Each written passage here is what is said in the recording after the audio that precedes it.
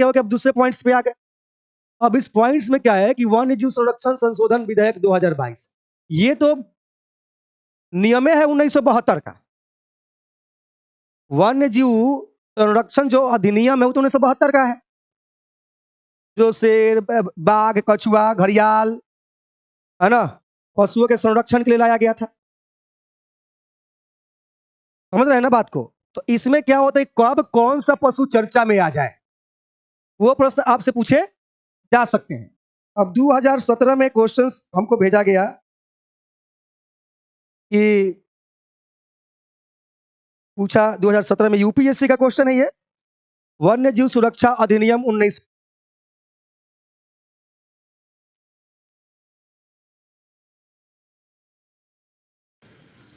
Sir आवाज cut गई है।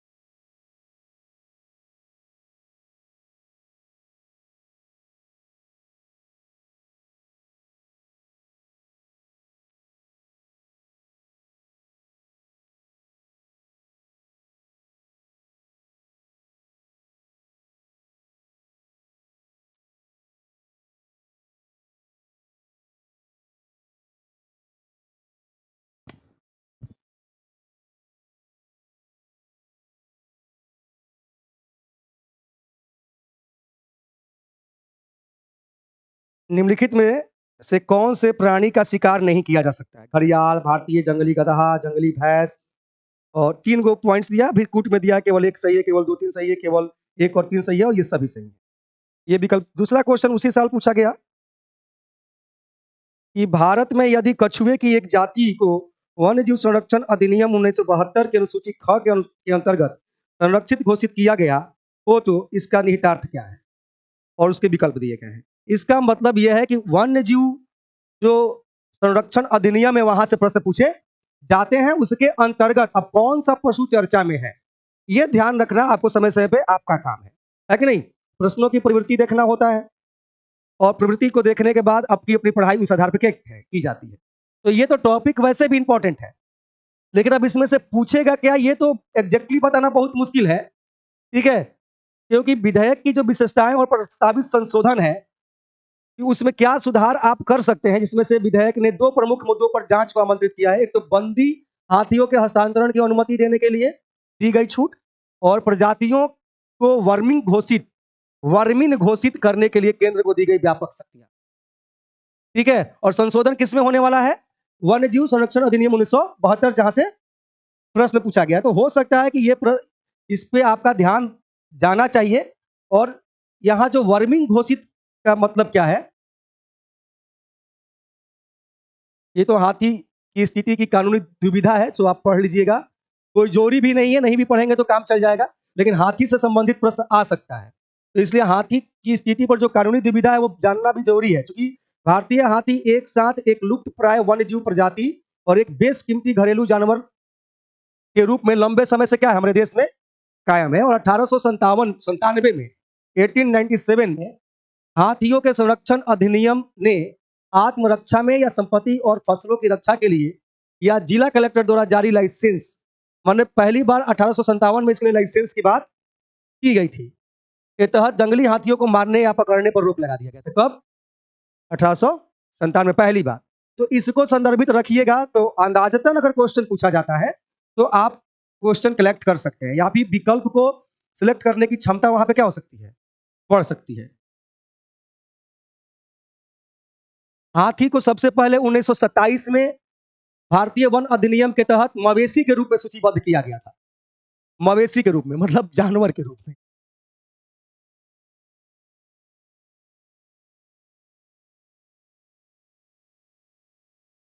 और वन्य जीव संरक्षण अधिनियम, ये पॉइंट्स आपको ध्यान रखना होगा। वन्य जीव संरक्षण अधिनियम 1972 ने बैल, ऊंट, गधे, घोड़े और खच्चर सहित हाथी की पहचान वाहन के रूप में की थी। इस अधिनियम के द्वारा इन पशुओं को वाहन के रूप में सूचीबद्ध किया गया था। तो 1972 के अधिनियम वन्य जीव संरक्षण अधिनियम के, ठीक है? 1977 में उच्चतम कानूनी संरक्षण दिया गया और इस अधिनियम की अनुसूची 1 में हाथी एकमात्र ऐसा जानवर है जिसे अभी भी विरासत या उपहार के माध्यम से कानूनी रूप से स्वामित्व में रखा जा सके। ये भी पॉइंट क्या है, महत्वपूर्ण है। गदहा से प्रश्न आ गया, भैंसा से प्रश्न आ गया, बाघ से प्रश्न आ गया, कछुआ से प्रश्न आ गया, घड़ियाल से प्रश्न आ गया, तो हाथी से भी प्रश्न आ सकते हैं। बात समझे, हाथी से भी क्या है, प्रश्न आ सकता है। तो ये करेंट के माध्यम से घटनाएं संदर्भित हो रही हैं और जो पॉइंट इंपॉर्टेंट हम आउट कर रहे हैं, आप चाहें तो अपने स्तर से इसमें बने रहिएगा, इस पॉइंट्स में क्या रहिएगा, बने रहिएगा। समय समय पर जानकारियां मिले तो जरूर जुटाते रहिएगा। तो कम से कम इतना पॉइंट पे अगर खबर रखें तो काम आपका हो जाएगा। वर्मिन संघर्ष का मतलब यहां दिया हुआ है इस मैटर में, जो शब्द ऊपर इस्तेमाल किया गया था कि जंगली जानवरों द्वारा फसल के नुकसान के कारण हुए नुकसान की कभी गणना नहीं की गई है, लेकिन कई संरक्षित वनों के आसपास के लाखों किसानों के लिए जीवन के लिए कभी कभी खतरे का उल्लेख नहीं करना आजीविका के लिए सबसे बड़ी चुनौती है। कहने का मतलब कभी कभी इन जंगली जानवरों की वजह से संरक्षण की बात अपने जगह पे है, लेकिन इनकी वजह से हमारी खेती क्या होती है, बहुत नुकसान होता है। देखिएगा हाल ही में बिहार में नीलगाय को गोली से मरवाने का जैसे राज्य सरकार के द्वारा अनुमति देना, ये तमाम तरह की चीजें बताती हैं कि उसका क्या करें, जिन जानवरों से हमारी खेती क्या होती है, प्रभावित होती है। उस संदर्भ में भी नजर रखने की बात की गई है। इस अधिनियम ने कुछ प्रजातियों की भी पहचान की, जैसे फल चमगादड़, आम कौवे और चूहे। आम कौवे चूहे मतलब कि जो सामान्य जो चूहे आपके नजर में रहते हैं, कीड़े या उपद्रव करने वाले जानवरों के रूप में जो रोग फैलाते हैं या फसलों को नष्ट करते हैं और अधिनियम के तहत संरक्षित नहीं है, इस सूची के बाहर जानवरों को मारने की 2 परिस्थितियों में अनुमति, माने जिससे लगता है कि नुकसान है या जिससे वायरस फैल सकता है उसे आप मार सकते हैं, खत्म कर सकते हैं। और जो परिस्थितियों की अनुमति दी गई थी उसमें इसी अधिनियम के धारा 62 के तहत पर्याप्त कारणों को देखते हुए उच्चतम कानूनी संरक्षण प्राप्त प्रजातियों जैसे बाघ और हाथी, लेकिन जंगली सुअर या नीलगाय नहीं।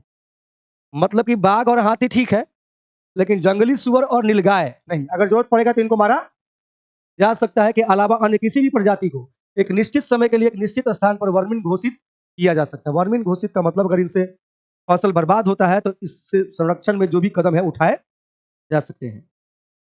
और इसी धारा के माने इसी कानून के धारा 11 के तहत मुख्य वन्यजीव वार्डन किसी जानवर की हत्या की अनुमति दे सकता है, भले ही वह मानव जीवन के लिए खतरनाक हो जाए। मतलब जब वो जानवर जो मानव जीवन के लिए खतरनाक हो जाता है उसको भी मारने की बात कही गई है। ठीक है,